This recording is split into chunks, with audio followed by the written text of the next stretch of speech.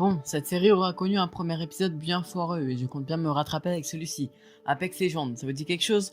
Si tu as cliqué sur cette vidéo, c'est que oui, et aujourd'hui on va s'attaquer spécifiquement à la version Switch qui sortira le 9 mars 2021. Je me demande vraiment si ça vaut le coup de sortir le jeu sur la console au vu des capacités techniques de celle-ci. Voici ce que j'en pense. Tout d'abord, je ne pense pas que le jeu aura des pertes graphiques importantes, puisqu'il est annoncé à 18 Go sur les shops et pour la Switch c'est énorme. Le stockage total de la console est de 32 Go, une carte SD sera donc à prévoir pour pouvoir jouer au titre.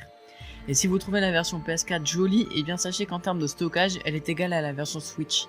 C'est déjà un bon point pour Apex. Autre bonne nouvelle, c'est Panic Button qui se charge du portage Switch. Ça ne vous dit peut-être rien, mais ils ont déjà porté des jeux exceptionnels sur la console, Doom Eternal, Wolfenstein, Rocket League, et jusqu'à preuve du contraire, c'est pour la plupart de très bons portages. Cependant, je pense qu'il y aura un downgrade au niveau des FPS, quand Fortnite peut parfois tourner avec 15 FPS, il y a de quoi se poser des questions. Doom Eternal, lui, en possède 30 et ça reste suffisant pour le titre. Et si c'est le cas pour Apex, ça peut être pas trop mal, à voir ce que Panic Button nous réserve sur ce sujet. Et c'est d'abord ma première inquiétude, mais on en saura plus dans un peu moins d'un mois, donc soyons patients. Mais finalement, il y a certains points que je n'arrive pas à éclaircir, notamment celui-ci. Quel est le public visé? Eh bien, dans un premier temps, ce sont principalement les nouveaux joueurs, ceux qui n'ont jamais joué à Apex. Comme ça, Respawn ont une deuxième chance de conquérir les joueurs. Entendez par là que le seul gros Battle Royale dispo sur Switch, c'est Fortnite. Et avec Apex, on a un nouveau concurrent sérieux. En gros, Apex va en quelque sorte voler les joueurs de la concurrence, et ainsi leur faire découvrir un nouveau jeu tout aussi intéressant.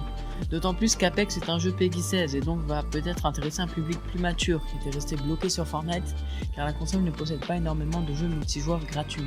Ensuite, ce sont potentiellement les anciens joueurs d'Apex qui sont visés indirectement. La sortie du jeu sur Switch fait pas mal de bruit et mine de rien ça fait une sacrée pub pour le jeu. Ça sera peut-être l'occasion pour certains joueurs de revenir dessus avec leur plateforme habituelle.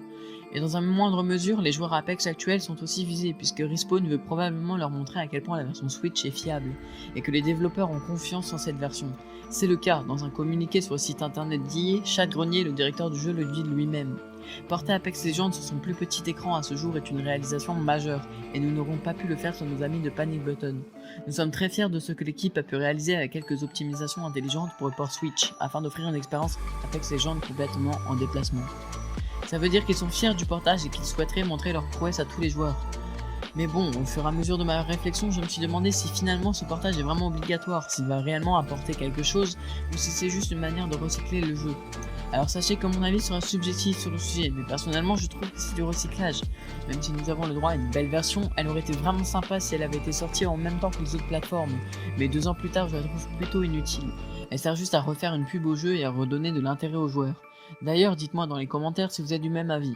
Après, j'avoue, étant un grand fan de la Switch, je trouve que ce genre de jeu manque cruellement à la ludothèque de la console.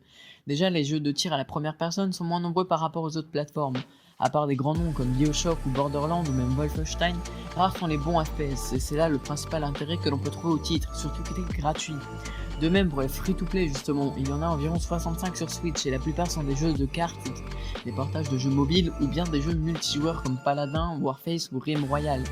Et je trouve que 65 est un assez petit chiffre. L'arrivée d'Apex va certainement pouvoir diversifier le catalogue des jeux gratuits de la Switch. Mais après, qu'est-ce que ça va apporter aux développeurs? Et bien comme cité avant, ça apportera des nouveaux joueurs et donc une hausse de popularité du jeu. Souvenez-vous, à la sortie du jeu, comme sur les autres plateformes, le jeu est devenu populaire en seulement 2 jours et a même été pris pour un concurrent sérieux à Fortnite. En proposant ce portage sur Switch, il y aura potentiellement la même hype autour du jeu. Tout le monde entendra parler de la version Switch et certains n'hésiteront pas à la télécharger. Ça donnera l'envie à énormément de monde, d'autant plus que la saison 8 d'Apex n'apporte pas beaucoup de changements, ce qui pourrait faire comme un retour aux sources. Et les développeurs y voient sûrement une nouvelle source de revenus, les joueurs Switch pourront dépenser de l'argent sur le jeu. D'autant plus que s'ils arrivent à redevenir populaires, Apex obtiendra un bénéfice important, car les joueurs Switch y mettront de l'argent mais aussi les autres plateformes. Et Nintendo dans tout ça, et qu'obtiendront-ils? Un nouveau Battle Royale gratuit, parce que oui, c'est un FPS mais c'est surtout un Battle Royale, et c'est un type de jeu en déclin par rapport aux autres titres sur la console. Dans ce domaine-là, c'est largement Fortnite qui domine, aucun jeu n'arrive vraiment à la hauteur. Rim Royale édité par ARE Studio n'est pas, on ne va pas se cacher, un bon jeu. Ensuite, il y a Spellbreak qui est quasiment passé inaperçu dans le catalogue de la Switch. Ninjala, qui se vend comme étant un Battle Royale, n'en est pas un, c'est un mélange de Splatoon et de Smash Bros.